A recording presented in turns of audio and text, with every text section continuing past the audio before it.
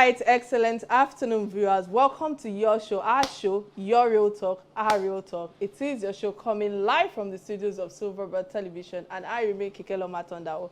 And of course, I do not do this alone because I'm with my opinionated co-host. How you doing, girls? How you doing, ladies? How you doing, women?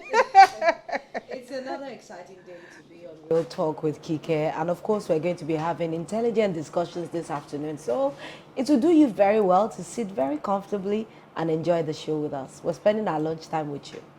Good afternoon, everyone, from wherever you have the privilege, the opportunity to be seeing this at this time. I'm sure it's a bright Tuesday afternoon with you too, so it is here with us in Lagos, in Silverbird Studios. We hope to thrill you today again, as we normally do, bringing it real, and don't forget to join us on the conversations. All right. Are you sure there's sun outside, Dami? Are you sure? It's a bright day. Yeah, it's a bright day. It's a very bright day. Though in the rainy season, but it's a bright, because the rate at which rain pours down these days, I'm like, but the water level on Third Mainland Bridge has come very, very high. Oh.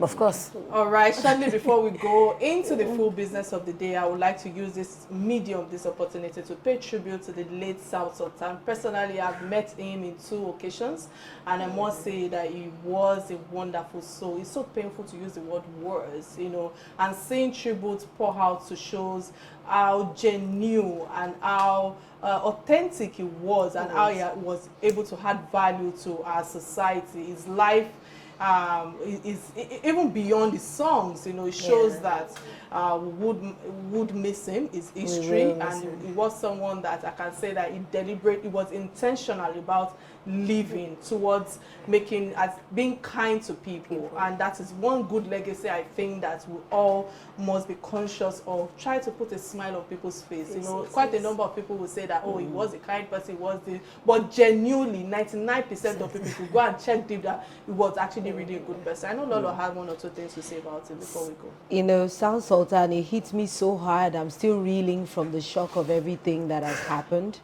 But I know that the legacy he has left behind is the most important, and the way we all perceive him in our hearts. I said he was a gentleman. That sounds Sultan for you. He has come for like 2 of my shows while I had shows. While I was on radio, he would come as a regular guest. He was a friend. I've attended his family function 1 or 2 times. It's sad. It's, you know, it's surreal. It's not sat down well with me like South Sultan is actually gone until I saw his burial. It's still something all of us in the industry were reeling from the shock of it. Yes, I'll join Lolo. Like, we had a bit of conversation when we came in this afternoon. I said he was a unilateral person. Everybody understood his personality. He was never dual to anybody. He was nice, humble. I met him a couple of times too, way back in Festac. They grew up in Satellite. We were in Festac, and we had family friends together. The connectivity was there somehow. So he is really, really going to be missed. It felt like it was a shock on that day. I felt like no, but I think since the first news broke in April, we just knew that God knows best, and God would do the best, let me say, and which we cannot stop anybody. That is inevitable.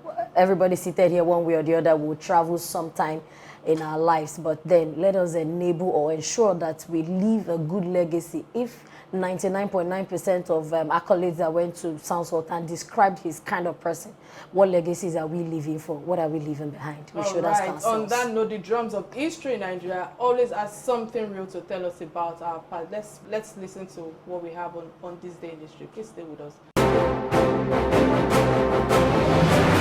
On this day in history, Tuesday, 1934, July 13, Akinwande Oluwole Wole Babatunde Soyinka was born. He is a Nigerian playwright and poet. He was awarded the 1986 Nobel Prize in Literature, the first African to be honored in that category. Wole Soyinka was born in Abeokuta. After studying in Nigeria and the UK, he worked with the Royal Court Theatre in London. He went on to write plays that were produced in both countries, in theatres and on radio. He took an active role in Nigeria's political history and its struggle for independence from Great Britain. In 1965, he seized the Western Nigeria Broadcasting Service studio and broadcast the demand for the cancellation of the Western Nigeria regional elections.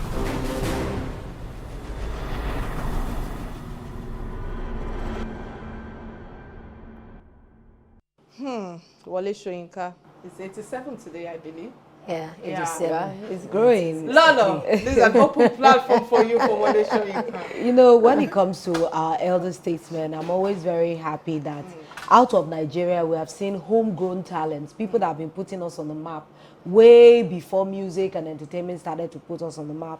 That's how I see Wale Soyinka. He's a literary juggernaut. Let's say he's written a lot of movies that have been adapted into films, into stage plays. So his legacy, his robust legacy, is on his writings and, you know, his antagonism against the government. Sometimes he's very vocal about his opinions with about government policies and things that they do that he does not agree with.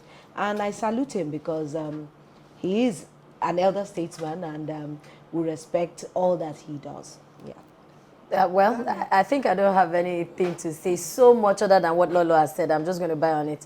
If we in Nigeria can have people who constantly make us proud, who constantly make us happy amidst the whole troubles that some people also bring, we can point out to Wale Soyinka every other day, year in, year out, as somebody who is leaving a notable legacy, who's put his footprint in the sands of time. Even our children, year after year, will come and read after Wale Soyinka, read his books, read his writing style. He's a fine gentleman, I would say. He's done a lot for the country. And I pray that God, in his imminent mercy, will grant him more years and will give him a peaceful life still. All right. On that note, I don't know if there's anything I need to add to that. Just to say that he's an Omoluabi when it comes to his work. Wish him longevity in soundness of health. Nigeria has fairly, you know, apologies, guys. You know, when it comes to infrastructures of roads, railroads, airports, and communication network, the road system is by far the most important element in the country's transportation network, carrying about 95% of all the nation's goods and passengers. Infrastructural development plays a pivotal role in enhancing economic growth, improving living standards, reducing poverty, and contributing to the environmental sustainability. Today on the show, we will be looking at infrastructure when it comes to standard, when it comes to quality assurance, as of course necessity to state development. The state of some, which I would say is of some of our challenges, is infrastructure, and which is very appalling. And this has led to numerous questions on our minds, how such infrastructure could lead to development. What are the key regulations and what were regulatory bodies in charge of building and construction projects that we can improve upon? And of course, what is the defect of or deficit of infrastructure needed to attain faster development? All of these questions will be answered by our guests. Welcome to the show, Damola. It's indeed a pleasure to have you on Real Talk with Kike, and thanks for honoring our invite despite the short notice. And I must say apologies for all the challenges that we've been facing regarding connecting to you via Zoom. That's what we're facing in Nigeria. But hey, what can we do? And of course, some organization. Let me place it there. We're Nigeria, so we understand the hiccups that will come with the IT infrastructure. But I'm doing great. And you? I'm well, thank We're you. doing well. Yeah. Thank you very much, Damola, for joining us. It's an exciting day.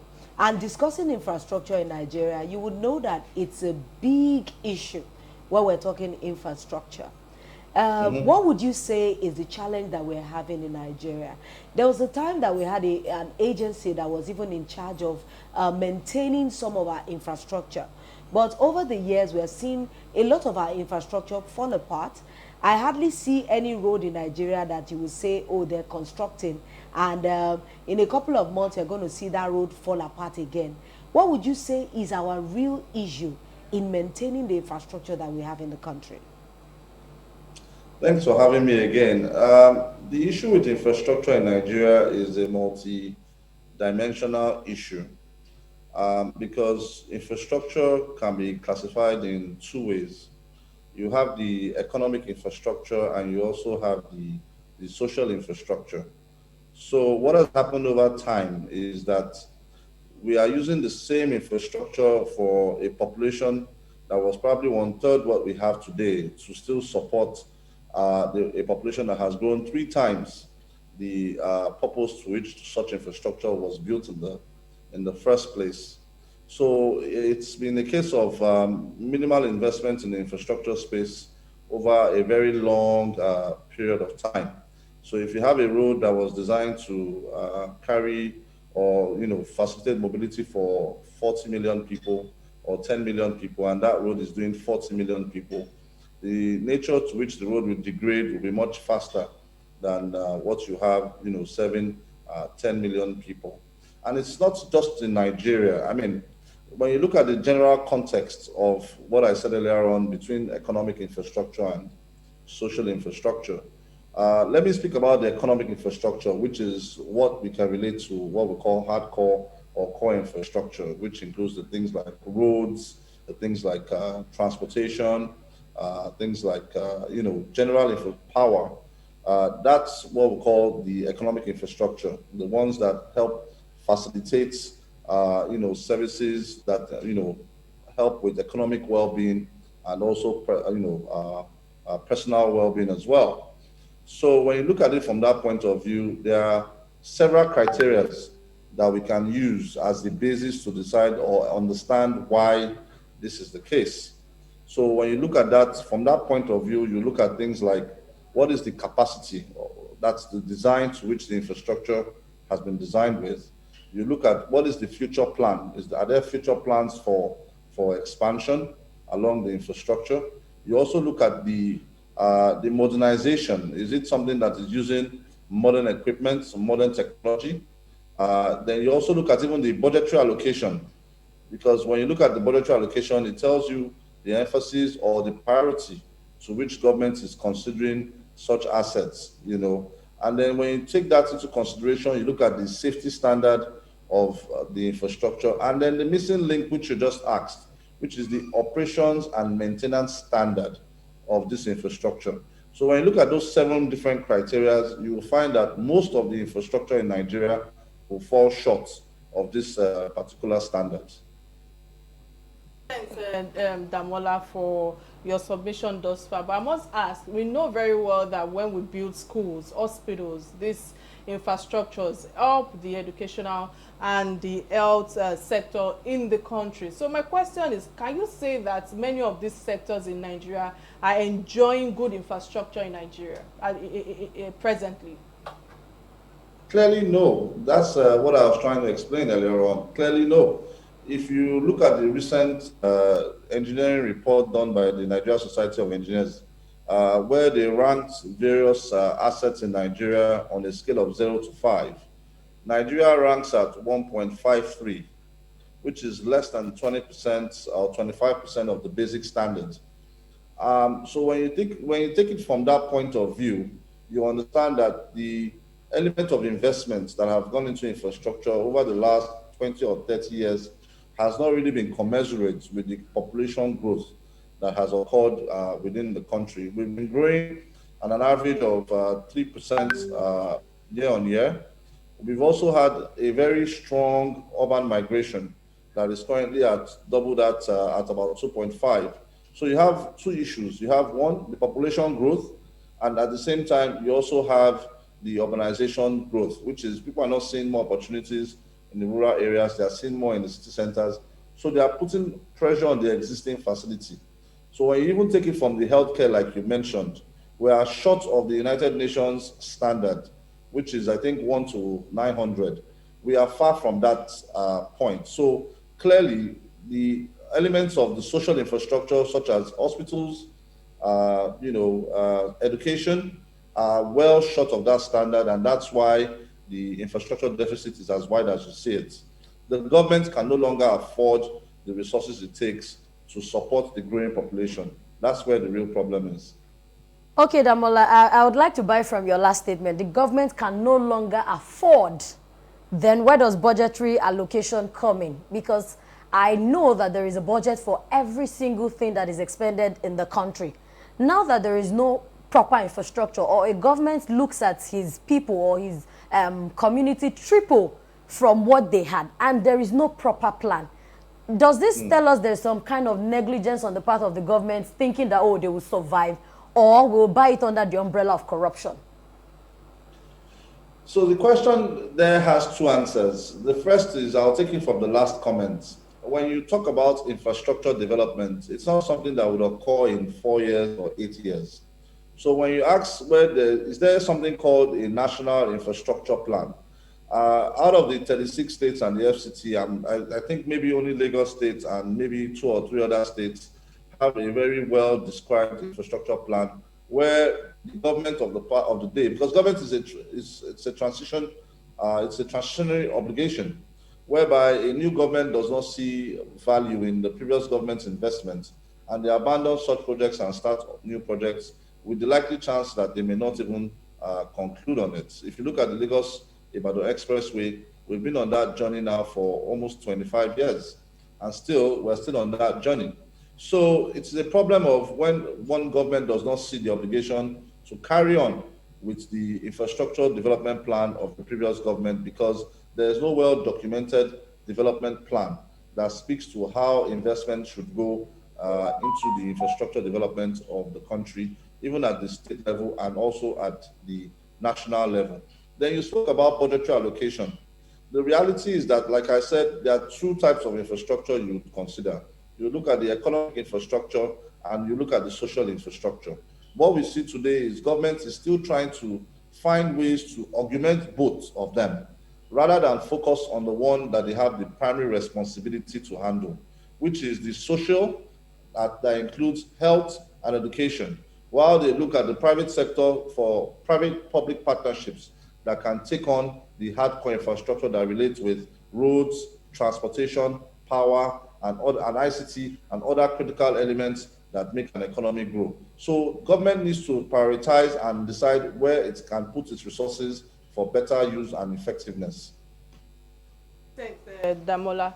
You know, I'm shocked when you were talking about how the time spent on projects. I'm more concerned about time spent on the infrastructure projects in our country. They take too long. I read that it will take China under a month to construct the Lagos to Ibadan Expressway, and right now we have spent almost a decade on that road. So how can we change the time mismanagement that has become a culture in our system? So, like I said, it was one of the things I mentioned earlier on. When you look at the 7 criteria for grading infrastructure, one of them is modernization. When we don't adopt modern technology to develop or we don't implement modern systems to implement infrastructure development, these are the kind of things that we'll find. When we look at China, you see that China has adopted more recent technologies in how they even they use framework systems for their bridge. They have H-beam bridges in China, but if you look at it in Lagos, we are still, stuck to the conventional asphalt and interlocking methods of developing road and infrastructure with no research as to how we can improve the development of infrastructure using more advanced systems or more advanced technology. And it's the same thing you find in even the housing industry, where we are having the kind of deficits, which is under part of the social responsibility of government. You will see that we are still used to doing the same thing we've been doing over 100 years ago, where we have only changed from using the mortar and stones to using blockwork and mortar. So without adopting modern systems and modern practice, we will continue to have that long timelines to deliver projects at very huge and very expensive costs. I mean, even as basic as using cement for road development, which would last much longer than when you use bitumen or an asphalt, is still some of the things that we have to consider. So these are the issues that policy can change. And I think that the government has to play a very key role here to encourage the use of modern systems to deliver infrastructure. And maybe that's where the efficiency of the private sector also comes in.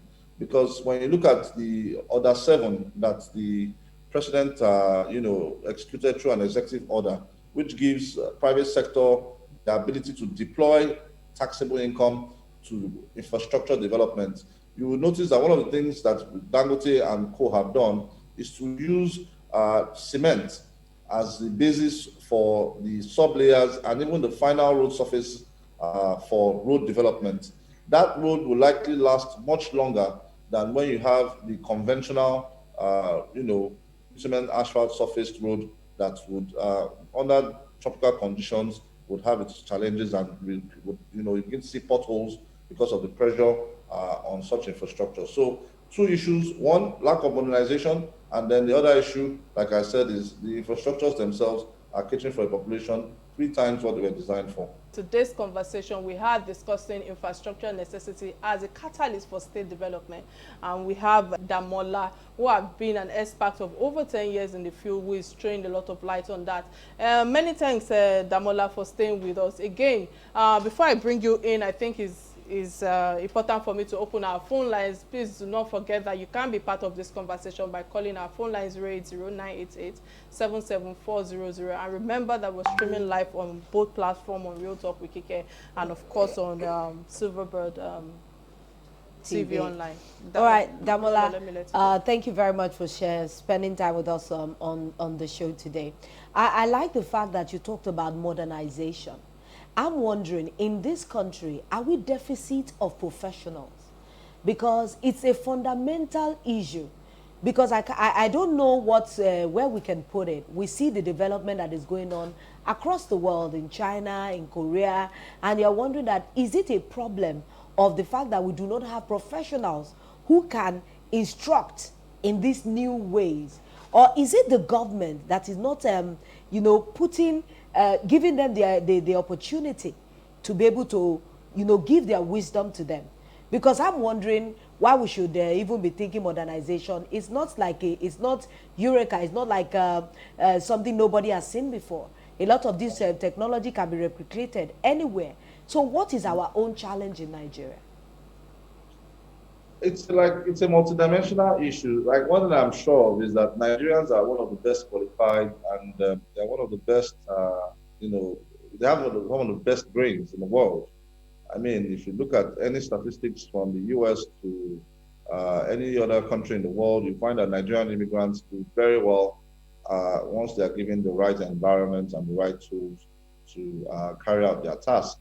So I want to believe that the situation here is multidimensional, and I'll start from the basic. The basic is the lack of infrastructure.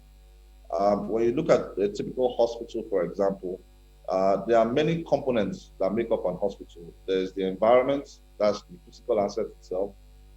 You also have the clinical practice, which is the doctors, the nurses, and so on and so forth. You also have the equipment, the ability to diagnose, understand what the real issues are, before prescribing the relevant treatments for such. And then even the drugs that are available to cure such, and then you now have the management, which is the operations and the management of such an asset. So what we usually would have is that we put a lot of investment into building the physical asset, make it look very grandeur, but the other components that make the hospital function is missing. And for that reason, professionals, they are not gods, so their limitations are there. It's just like someone coming with, a tumor in the brain and says, I have headache. Without, a brain scan, there's no way you can determine if that infrastructure, what to recommend.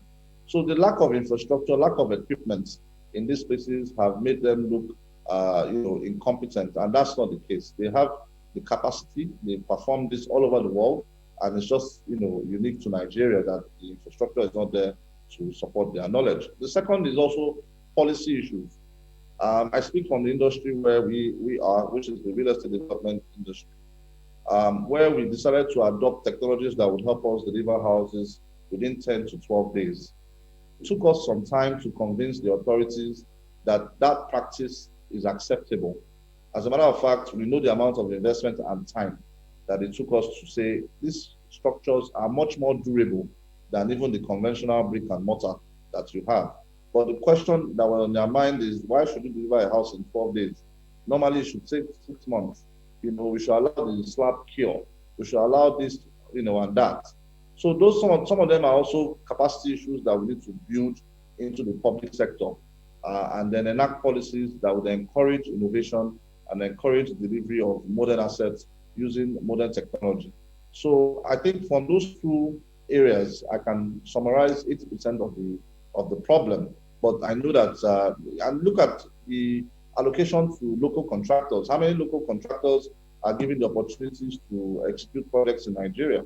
Although, I mean, we've seen an increase in the amount of local contractors, but the majority of the major assets are done by, foreign companies. I mean, if you look at the oil and gas sector, the biggest contract awarded there in the last decade or so is Energy 27, which was awarded to, a foreign firm, although in partnership with some local parties. So the Nigerian Content Bill has, if not for that kind of law, such things would have simply been done offshore and then, installed for practice here in Nigeria. So we need to do more in that space by encouraging local participation in big ticket transactions, and at the same time providing an enabling environment for Nigerian professionals to show their skills and display their professionalism. Right, Damola, while you were talking about quality assurance, because that's part of the words that I picked when you were talking, is that contractors are another aspect of the discussion when it comes to quality assurance. So I want to ask, I know that we all know that we have quacks in the industry, and now we can see the effect of that when it comes to the building infrastructures in our country. So as a professional like you, who have qualification from overseas in Australia and the likes and all of that, so how have these development countries eliminated the challenges that we are facing presently, especially when it comes to your own experience from a developed country? Yeah, so regulation is important, but we need to know where to apply regulations from. Like I always say, 80% of a collapsed building is not just the material specifications that cause such. Some of them are simply just design practice. So when you have, a draftsman, doing the work of a structural engineer, I'm not saying the draftsman cannot do what he would do, but a professional has to examine that the calculation of the load factors he has used to design such an infrastructure or such an asset is adequate enough to support its immediate use and its future use. And that's one of the things I mentioned earlier on, that not just modernization is considered when developing infrastructure or assets. You also have to consider the future plans. For example, when you design a balcony for a balcony, which is supposed to take 2 chairs and a table, and you find people putting the crate of Coke to use that as a store, the use of that particular space has changed. So the reality is that we need to have more professional bodies insist, and the government must implement practice such that people must be held accountable. So if you had an architect who knows that his license is at risk, he will not give a substandard design. And I do know that the NIA, the NIOB, the Currents, the NSC, they are professional organizations that are filled with professionals. What the government needs to do is to insist. I know some of these things are current practice, but they must be implemented to be later. The problem is not the law. The problem is the implementation, whereby when you go to a site, what do you expect to see? Beyond the certificate of the reinforcement, beyond the quality data of the concrete crush test, and so on and so forth, you must identify professionals who are on site monitoring and supervising the quality of work that is being done. That's the problem we have in Nigeria, because we try to save costs, and from there we employ people who are not qualified to undertake some of these oversight responsibilities, and the consequences in some of the things that you see here, where you have a weak sub base, the action is supposed to, you are supposed to take out such. All right, Damola, sorry, I might have to interrupt your thoughts. We have a caller on the line, Akindolire from Ekiti State. Many thanks for calling. What's your contribution on the topic at hand? Hello, Akindolire. Hello. Yeah, please go ahead. Yeah, very well, thank you. Yeah, thank you. Yeah, I'm following the trend, the discussion by Damola. Now, those of us discussion by Damola on the riverbed. Now, we are aware that Dangote is trying to construct some road from factory down to Rabat. Now, how good is that? How long do you think that one will last? Let's compare with the normal road being considered by the federal government. All right. Thank you. Thank you. I hope Damola got that question. I think so I mean, from my estimate, I think the sub 100-kilometer road is supposed to be a concrete road. Concrete roads are known to be more expensive, but they last longer because they When you look at concrete and the effects of tropical conditions, which is primarily rain, and the effects of heat and water, it gives strength to concrete, which allows it to last much longer than the conventional road that is used with asphalt surface or bitumen as such. So such a road will last longer, provided that the right, concrete mix is used for such roads, and ensure that the sub-base of such roads meet any requirements that will require the use of, heavy tonnage equipment. So if the road is designed to take 40, 50 tons of weight, and you have such situations taking times two that volume of movement, the natural thing would be the road would naturally not last. So when you have a complete collapse of infrastructure, I mean, it's only in Nigeria that we move a sizable portion of, containerized elements using the roads, such things that you done via the railways and then discharge into the different. Damola, I like the fact that you mentioned that it's only in Nigeria that some certain things happen. And now it begs my curiosity to ask that it feels like it's only in Nigeria, downsized on Nigerians to have lack of maintenance. I mean, the government looks at some basic infrastructures, they see it every day, they are aware, but if it does not get to a dilapidated state, as in colossally dilapidated, they do not act. Why do we have to wait till those times? It's not even just the practice in government, it's a cultural issue with we as Nigerians. But like I said, when you build a house, the building process takes probably 2 years to develop. But when you ask yourself, what is the operations and maintenance plan to ensure that this house maintains its integrity, maintains the quality over the life cycle, which is probably 80 to 100 years? We have none of that available. So one of the things I mentioned earlier on is in the 7 key criteria for managing or grading assets of infrastructure is the operations and maintenance plan, which is what would ensure that that asset you have invested in would yield its full asset life cycle over that period of time. That is where the problem is. So when you develop an asset without an operations and maintenance plan, it's only normal that until there is an escalation or until it is dilapidated before the road is maintained. Overseas, you don't have to get to a point where you see a pothole in the road. Once there's depression being witnessed in those areas, the necessary maintenance team would move in, and then so, Damola, let me ask you.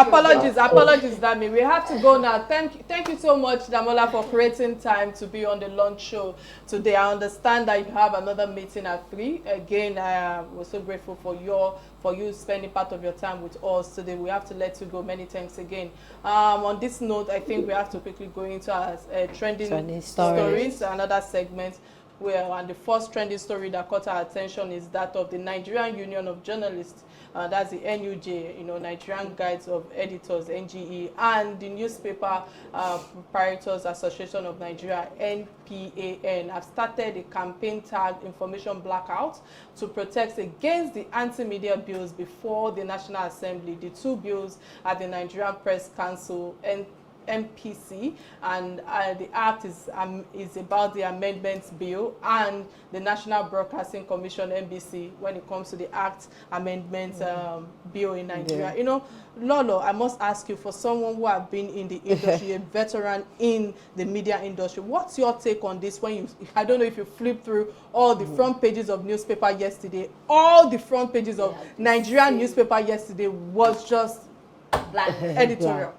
We need to know that the world that we're in is already changed. It can no longer be business as usual. In those times that people can stifle the press or gag the press, those days are going. Now we have other alternate medias. In the early 1700s or in the late 1800s, there was no social media bill. There was no social media. Now, the youth and this generation have created alternative means, and they cannot be stopped.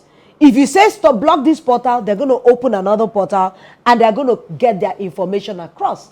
That's what is happening here in Nigeria. We are beginning to mature into the things that we should mature into. And that is stand for what we believe. Stand for something so that we just don't fall for anything.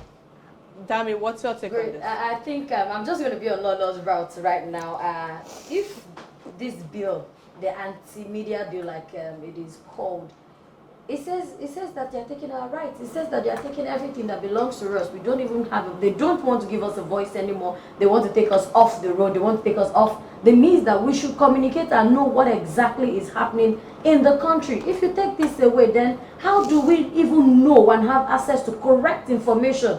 When a news breaks out, we're having like 3, 4, 5 versions of the same news spelled out differently. So how do we align and know what exactly the problem is? Everybody carries half information all around, and now it's for us to get. And the person who sponsored the bill, I think Honorable Olusegun Odebumi, said that a lot of people who are criticizing this bill do not understand. And when I read that excerpt, I said they do not understand what you have written. Then explain it. Then explain it for better understanding, for us to know what exactly we are buying into. All right, when he said they did not understand it, let me give my own submission of my understanding of what I saw yesterday. I think, let me start off by saying that I like the leadership of the media outfit protesting the bills, proposed are not what the country needs at the moment. And it's so sad that at this moment, they are trying to shut our mouth. They can't teach journalists how to do their jobs or how to do their work. There is a popular saying that does for that. I prefer the government of the newspaper than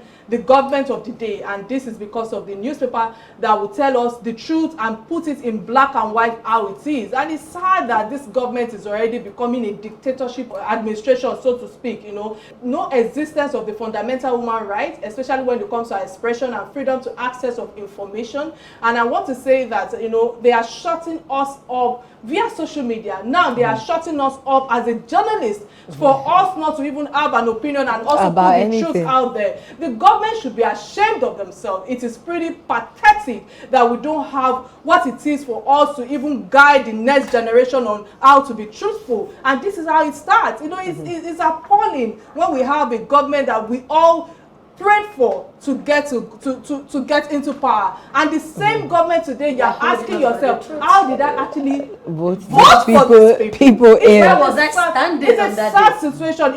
Returning to media, it makes me remember, even as much as I always remind people that when I was in the media, there was no social media. Do you understand? Yes. But I like the fact that social media is bringing all of us globally together, united like a village. It's a sad situation. It is.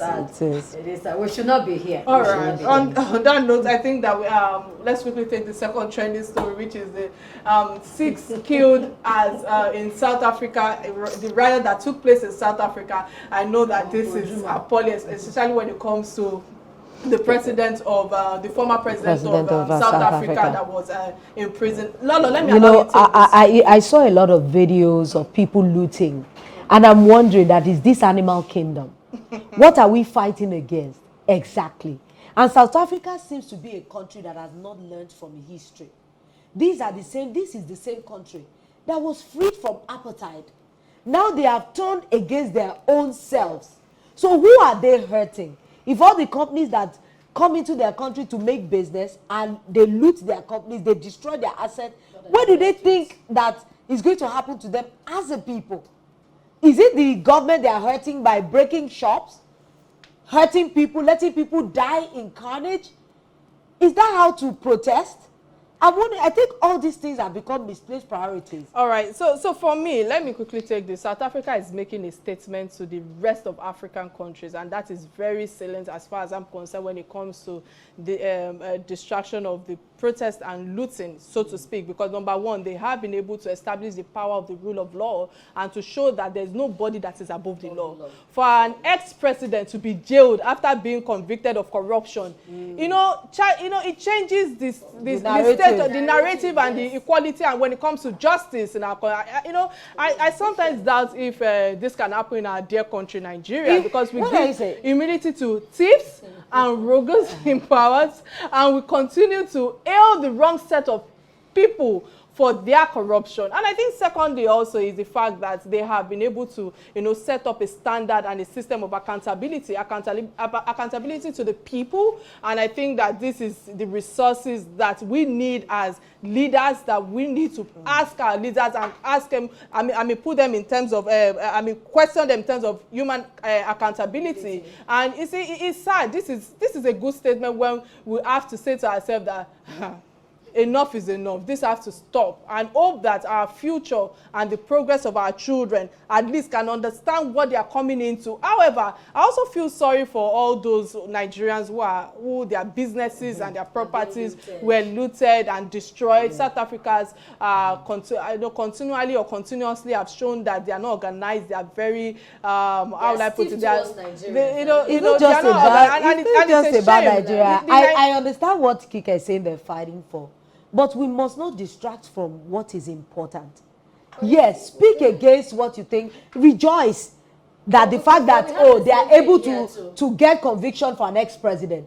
They should be on the street rejoicing that is done. But looting and carnage. Whatever happens, okay, let's look at the last time. What were we protesting for? Even with the June 12th, even with the NSAS, there was looting. Why? Looting who?